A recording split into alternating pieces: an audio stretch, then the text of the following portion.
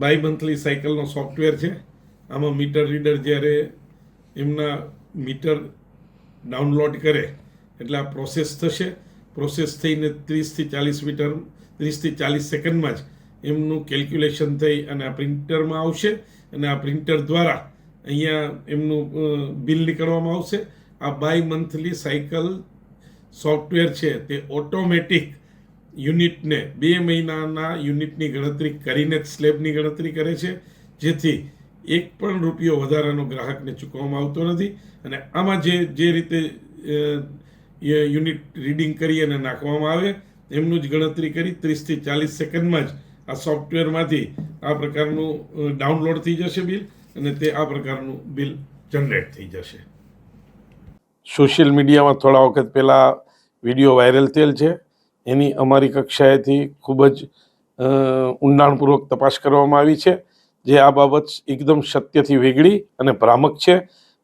Gujarat electricity regulation કમિશનના જે હુકમ અને સપ્લાય કોડ છે તે મુજબ દરેક યુનિટના સ્લેબ નક્કી કરવામાં આવ્યા છે અને આ સ્લેબને બાય મંથલી સાયકલ બિલમાં એટલે કે 6 કિલોવોલ્ટ અને 3 ફેઝ કનેક્શન ધરાવતા હોય એને મંથલી બિલ આપવામાં આવે છે અને એનાથી ઓછો લોડ ધરાવતા હોય એને બાય મંથલી એટલે કે 2 મહિને એકવાર બિલ આપવામાં આવે છે. અને એમાં સ્લેબ છે એ ઓટોમેટિક સોફ્ટવેરમાં ડબલ કરી દેવામાં આવે છે. એમાં કોઈ પણ જાતની જે વિડીયોમાં દેખાડવામાં આવેલ છે એકદમ ભ્રામક વાત છે. આજે આપના સમક્ષ મારી પાસે જે બાબત છે એ સ્લેબ સહિતના હું બિલ સહિતની બાબતો પણ મારી પાસે હાથ ઉપર છે. અમે મીડિયાને આ બાબતની વિસ્તૃત જાણકારી પણ આપી છે. આ જે મંથલી સાયકલમાં જે બિલ આવે એનાથી એક્ઝેક્ટ ડબલ રકમ છે એ બાય મંથલી સાયકલમાં આવે છે. એટલે એક પણ રૂપિયો વધારાનો લેવામાં આવતો નથી. સ્લેબમાં ગ્રાહકોને પૂરેપૂરું વળતર આપવામાં આવે છે. આનાથી પણ એક સ્ટેપ આગળ જઈને વાત કરીએ કે જો 2 મહિનાની બદલે કોઈ વાર 70 દિવસે બિલ રજૂ થશે તો પણ એનું પ્રપોર્શનેટ પ્રમાણે 1.33 પોઈન્ટ લેખે જ એમાં ગણતરી થઈ જશે અને એમનો પૂરેપૂરો ફાયદો ગ્રાહકોને સ્લેબ વાઇઝ મળશે. અને કોઈ પણ ગ્રાહકોને આ બાબતની અસમંજસ હોય, કોઈ પણ સ્પષ્ટતા જરૂરી લાગતી હોય તો અમારી કચેરીમાં આવી અને અમારા કચેરીનો સંપર્ક કરશે તો તમને સ્લેબ વાઇઝ એમની ગણતરીનો ખ્યાલ પણ આપવામાં આવશે. એટલે કોઈ પણ ગ્રાહકોએ એ ભ્રામક બાબતોમાં આવી ન જવું અને આ બાબતો એકદમ સત્યથી વેગળી છે. પીજીવીસીએલનો એકમાત્ર ઉદ્દેશ ગ્રાહકોને સાતત્યપૂર્વક વીજ પુરવઠો આપવો, અવિરત આપવો અને ગુણવત્તાયુક્ત આપવો. આમાં ક્યાંય પણ નફો કરવાનો ઉદ્દેશ પીજીવીસીએલમાં સમાયેલો નથી. મારી પાસે એક અત્યારે બિલ છે કે જેમાં દાખલા તરીકે કુલ 502 યુનિટનું 2 મહિને બિલ આવેલ છે. આ 2 મહિનાનું 502 યુનિટનું બિલ છે. એટલે તમે ગણતરી કરો તો 1 મહિને 251 યુનિટનું બિલ આવે.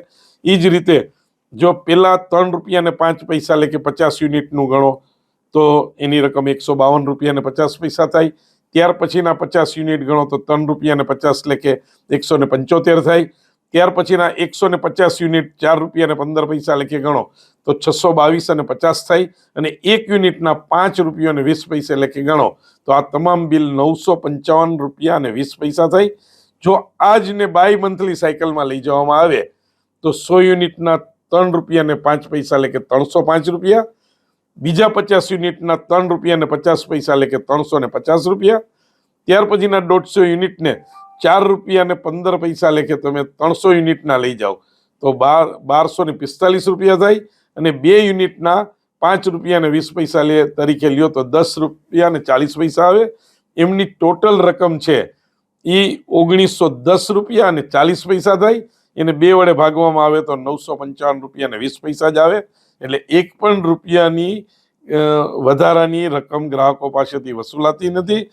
ઉલટાનું ગ્રાહકોને 1 મહિનાની ક્રેડિટ આપવામાં આવે છે કે જેથી ગ્રાહકોને વારંવાર કેશ કલેક્શન સેન્ટર ઉપર ના જવું પડે અથવા તો વારંવાર એમને ઓનલાઈન પેમેન્ટ માટેને કમિશનની રકમ ના ભરવી પડે.